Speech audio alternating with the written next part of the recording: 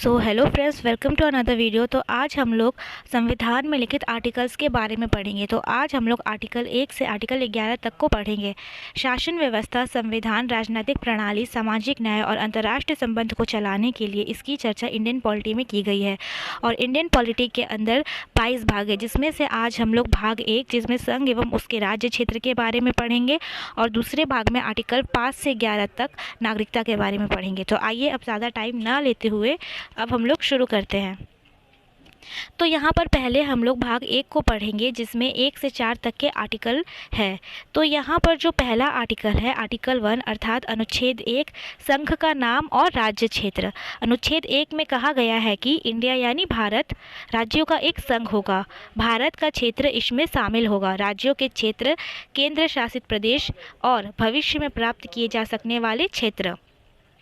यहाँ पर पहले ही लाइन में यह स्पष्ट कर दिया गया है कि भारत राज्यों का संघ है, अर्थात भारत एक यूनियन है।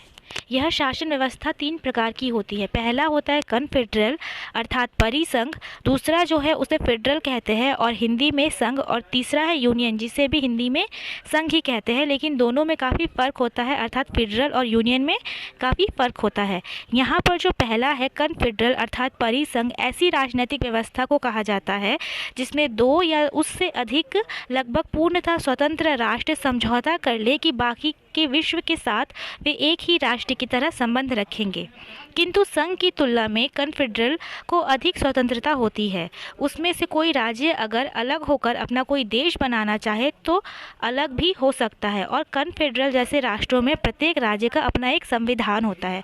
जैसे कि एग्जाम्पल के तौर पे स्विट्ज़रलैंड, कनाडा, यूरोपीय यूनियन आदि, ये जितने भी देश है क्या है, ये एक तरह के कन्फेडरल देश है। उसके बाद आता है फेडरल अर्थात संघवाद, यानी कि एकल राजनीतिक व्यवस्था के अंतर्गत एक ऐसा मिश्रित शासन व्यवस्था जहां एक केंद्र सरकार होती है और कई प्रांत सरकार, और दोनों की शक्तियों का विभाजन इस तरीके से किया जाता है कि जिससे कि दोनों स्वतंत्र रूप से निर्णय ले सकने और उसे क्रियान्वित कर सकने में सक्षम हो सके। अब यहाँ पर भी जितने भी प्रांत सरकार है उनका भी अलग संविधान होता है और प्रांत सरकार का अपना फ्लैग भी होता है, लेकिन कन्फेडरल की तरह फेडरल संघ आसानी से अलग नहीं हो सकता है। Union state of America federal राष्ट्र का एक उदाहरण है। अब यहाँ पर जो तीसरे तरह की शासन व्यवस्था है उसे यूनियन कहते हैं, अर्थात भारत जो है, अब यहाँ पे जो तीसरे तरह की शासन व्यवस्था है उसे यूनियन कहते हैं, अर्थात भारत राज्यों का एक संघ है, अर्थात यूनियन है।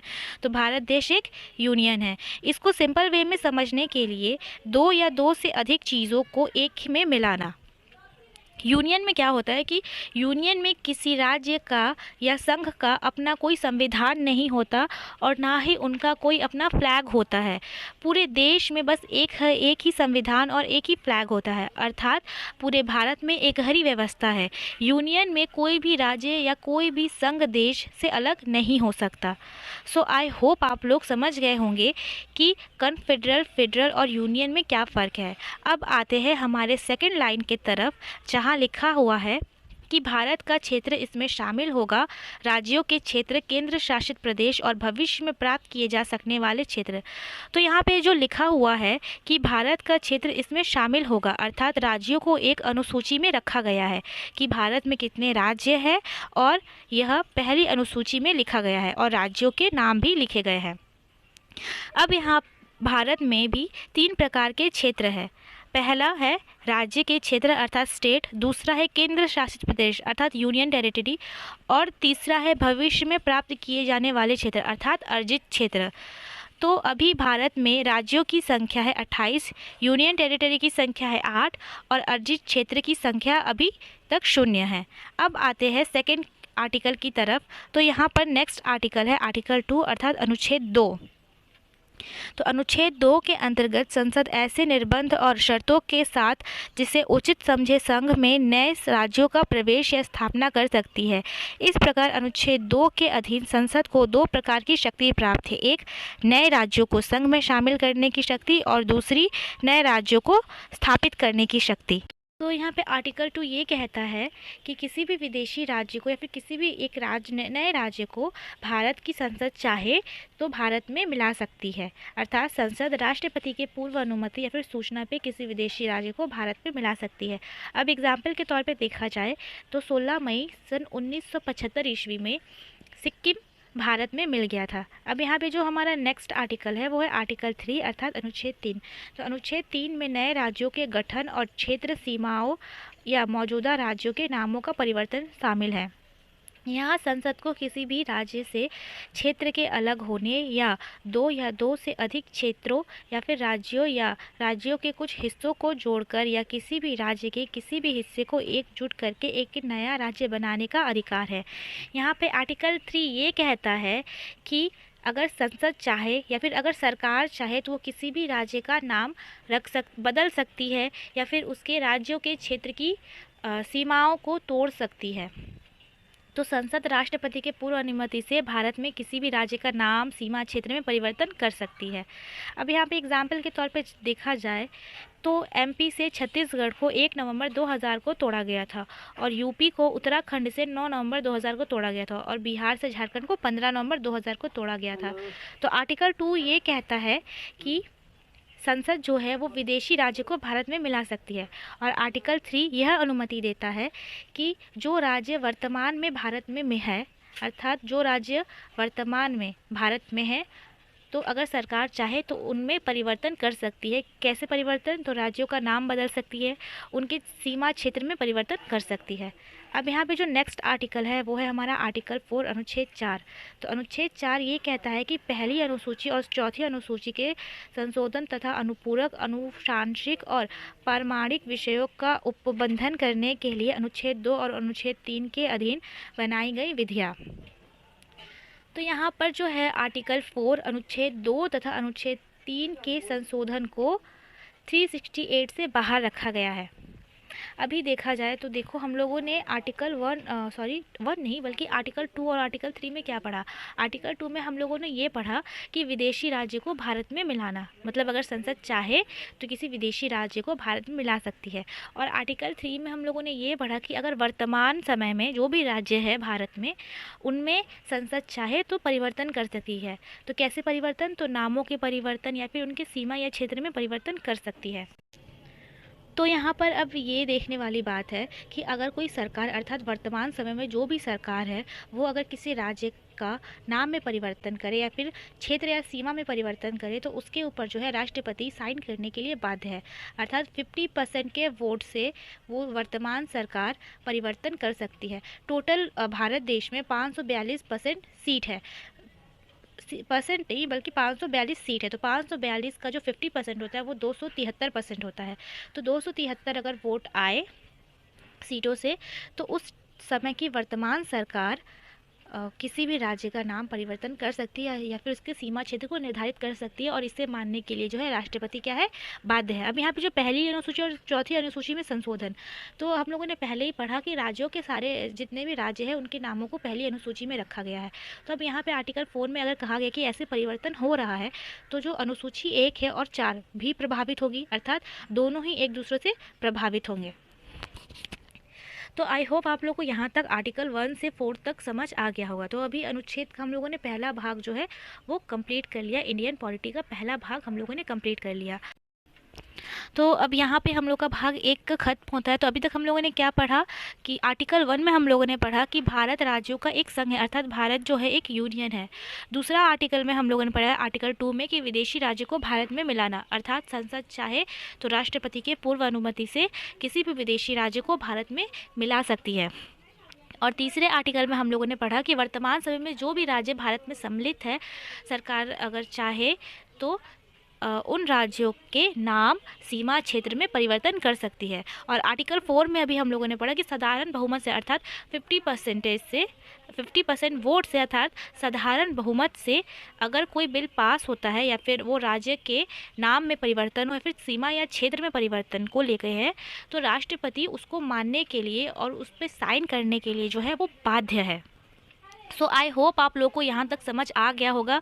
भाग 1 हम लोग का कंप्लीट हो चुका है। अब हम लोग बढ़ेंगे भाग 2 की तरफ।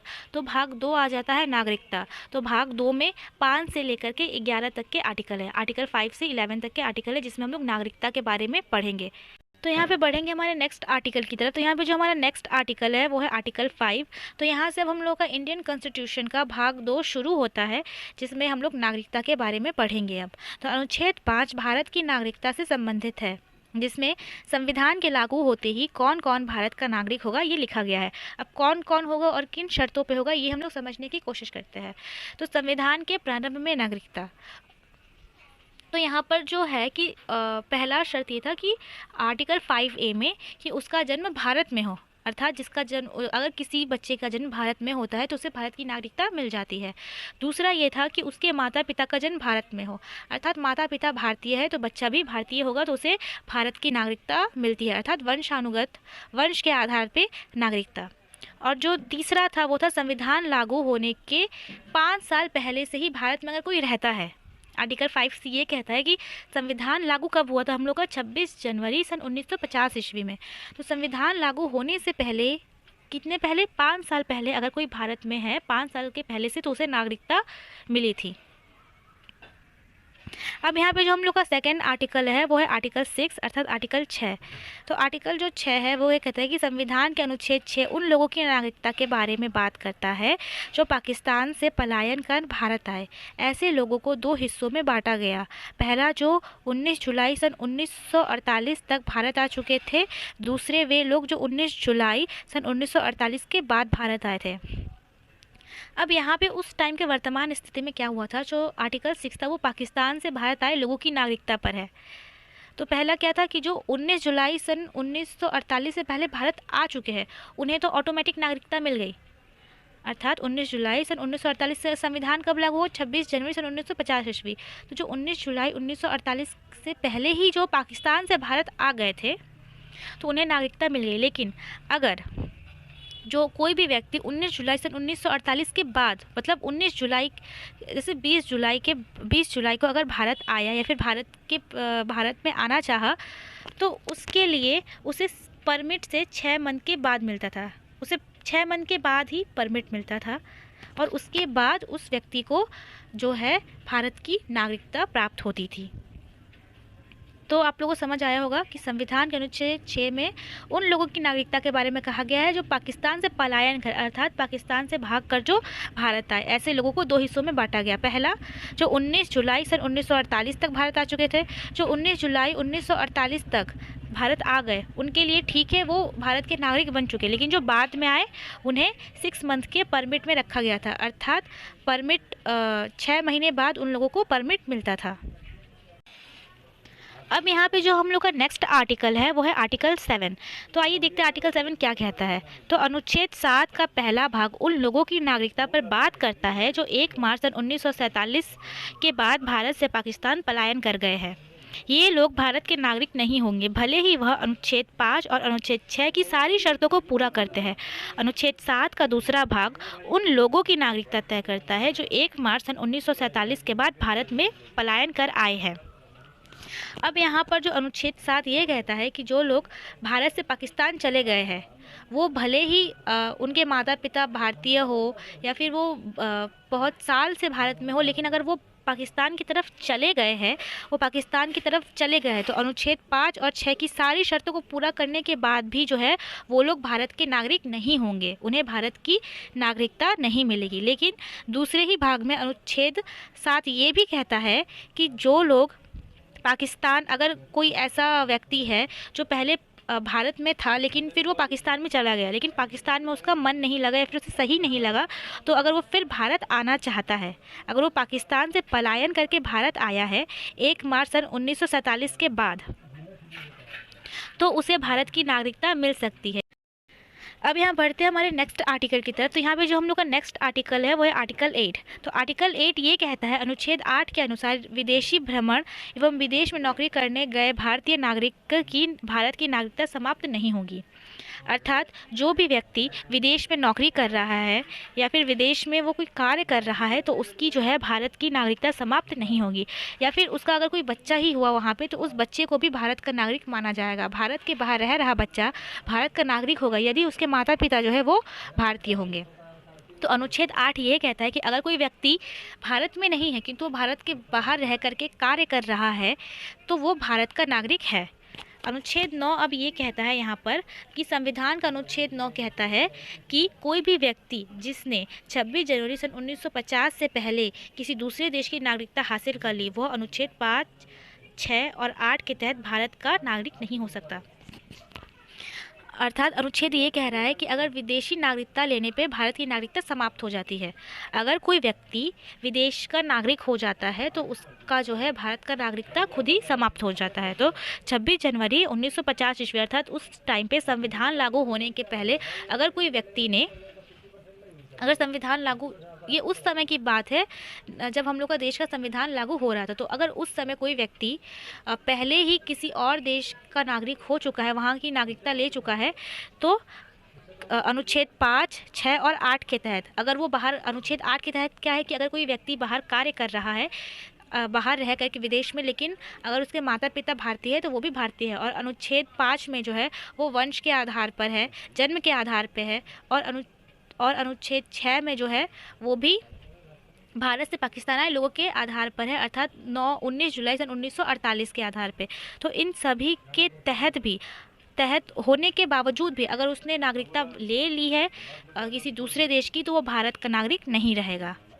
अब यहाँ पे जो आर्टिकल 10 कहता है, अनुच्छेद 10 नागरिकता के अधिकारों की निरंतरता प्रत्येक व्यक्ति जो इस भाग के पूर्वगामी प्रावधानों में से किसी के तहत भारत का नागरिक है, संसद द्वारा बनाए गए किसी भी कानून के प्रावधानों के अधीन ऐसा नागरिक बनना रहेगा। अर्थात जो भी संविधान का प्रावधान है, जो भी कानून के प्रावधान है, उसके अधीन रहने पर ही भारत की जो नागरिकता है, कोई भी नागरिक भारत का नागरिक बना रहेगा। अर्थात नागरिकता का बना रहना जब तक कोई अन्यथा कार्य ना करे। अगर आप कोई देश विद्रोही कार्य करेंगे या फिर कोई ऐसा कार्य करेंगे जो देश के विरोध में हो तो आपकी भारत की नागरिकता या फिर आपकी नागरिकता समाप्त कर दी जाती है भारत से। फिर जो हम लोग का नेक्स्ट आर्टिकल है वो है आर्टिकल 11। तो आइए देखते हैं आर्टिकल 11 क्या कहता है। तो ये आज का हम लोग का लास्ट आर्टिकल है। इसे पढ़ने के बाद हम लोग का इंडियन पॉलिटी का आर्टिकल 1 से आर्टिकल 11 तक खत्म हो जाएगा। तो आर्टिकल 1 to 11 खत्म हो जाएगा आज हम लोग का। और आज हम लोगों ने इंडियन पॉलिटी का भाग 1 और भाग 2 दोनों को खत्म कर लिया है। तो आइए देखते हैं अब आर्टिकल 11 क्या कहते हैं। तो आर्टिकल 11 अर्थात अनुच्छेद 11 के अनुसार नागरिकता संबंधित कानून संसद बनाती है। यह जिम्मेदारी गृह मंत्रालय को दी गई है। तो नागरिकता का जितना भी कानून है कौन बनाता है? संसद बनाएगी। नागरिकता संबंधित सारे ही कानून संसद बनाती है और ये इसकी जिम्मेदारी किसे दी गई है? तो गृह मंत्रालय जो है नागरिकता संबंधित कानूनों को बनाती है। अब यहाँ पे जैसे कि देखिए कि वंश के आधार पे नागरिकता किसके आधार पे मिलती है? तो पहला जो है वंश के आधार पे नागरिकता मिलती है। दूसरा है जन्म के आधार पे। वंश के आधार पे कैसे? अगर आपके माता पिता भारतीय हो तो आपको भारत की नागरिकता मिलती है। दूसरा क्या है? जन्म के आधार पे। तीसरा है किसी क्षेत्र को मिलाने पे, जैसे कि एग्जाम्पल सिक्किम। अभी हम लोगों ने पढ़ा जो सिक्किम देश है वो पहले भारत में नहीं था, वो स्वयं की इच्छा से भारत में मिला आर्टिकल 3 नहीं बल्कि आर्टिकल 2 के तहत। तो कब मिला था? तो 16 मई सन 1975 ईस्वी को सिक्किम भारत से मिला। तो जितने भी सिक्किम के लोग थे उन्हें भी भारत की नागरिकता मिली। क्यों मिली? क्योंकि वो उनका जितना भी क्षेत्र था वो भारत में मिला। अब यहाँ पे जो नेक्स्ट है वो है 4। तो चौथा है पंजीकरण अर्थात जो 5 ईयर फिर 7 ईयर का पॉलिसी है उसके तहत। और तीसरा है देसीकरण। देसीकरण के तहत भी, देसीकरण में 10 साल तक आपको भारत में रहना पड़ता है और लगभग आपको भारत के 4 या 5 भाषाओं को बोलना आना चाहिए। अर्थात देसीकरण में अर्थात पूर्ण रूप से देश में ढल जाने को ही देशीकरण कहते हैं। तो 10 साल के लिए देशीकरण होने के बाद ही किसी को भी चाहे वो कोई भी हो उसे भारत की नागरिकता मिलती है। तो अब हम लोगों ने आर्टिकल 1 to 11 पूरे अच्छी तरह से पढ़ लिया। तो इंडियन पॉलिटी का हम लोग का भाग 1 और भाग 2 आज खत्म हो चुका है। तो हम लोग फिर से एक बार देखेंगे कि सारे आर्टिकल्स में क्या लिखा है। फिर से एक बार समझने के लिए हम लोग लास्ट में देख रहे हैं।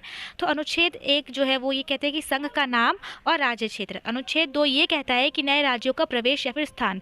अनुच्छेद 3 ये कहता है कि राज्य का निर्माण तथा सीमाओं का नामों में परिवर्तन, अर्थात राज्य का निर्माण तथा सीमा या नाम में परिवर्तन। आर्टिकल 4 ये कहता है कि पहली अनुसूची और चौथी अनुसूची के संशोधन तथा 2 और 3 के अधीन बनाई गई विधियाँ। यहाँ पे आर्टिकल 5 से सिटीजनशिप शुरू हो जाती है, अर्थात नागरिकता के ऊपर कानून। तो आर्टिकल 5 ये कहता है कि संविधान के प्रारंभ पर नागरिकता। आर्टिकल 6 ये कहता है कि भारत आने वाले व्यक्तियों की नागरिकता, भारत आने वाले व्यक्तियों की नागरिकता। आर्टिकल 7 ये कहता है कि पाकिस्तान जाने वाले व्यक्तियों की नागरिकता, पाकिस्तान जाने वालों को नागरिकता। आर्टिकल 8 ये कहता है कि भारत के बाहर रहने वाले व्यक्तियों की नागरिकता, भारत के बाहर रहने वाले व्यक्तियों की नागरिकता। और आर्टिकल 9 ये कहता है कि विदेशी राज्य की नागरिकता लेने पे नागरिकता का ना होना, अर्थात अगर कोई व्यक्ति विदेशी राज्य का नागरिक हो जाता है तो उसकी भारत की नागरिकता समाप्त हो जाती है। आर्टिकल 10 ये कहता है कि नागरिकता के अधिकारों पर बना रहना, अर्थात अगर आप कोई देश विद्रोही कार्य नहीं करते हैं तो आपका जो नागरिकता का अधिकार है वो बना रहेगा। यहाँ पर जो लास्ट आर्टिकल है हम लोग का आज के क्लास का, आर्टिकल 11, वो क्या कहता है कि संसद द्वारा नागरिकता के लिए कानून का विनिमय, और संसद द्वारा जो है नागरिकता कानून बनाया जाता है। और ये कौन करता है, तो इसका कार्य जो है गृह मंत्रालय करता है। सो आई होप आप लोगों को मेरी ये वीडियो पसंद आई होगी। अगर आप लोगों को मेरी वीडियो पसंद आई तो प्लीज़ लाइक एंड सब्सक्राइब करना, और हाँ शेयर करना तो बिल्कुल भी मत भूलना। मिलते हैं अब नेक्स्ट वीडियो में। Thanks for watching.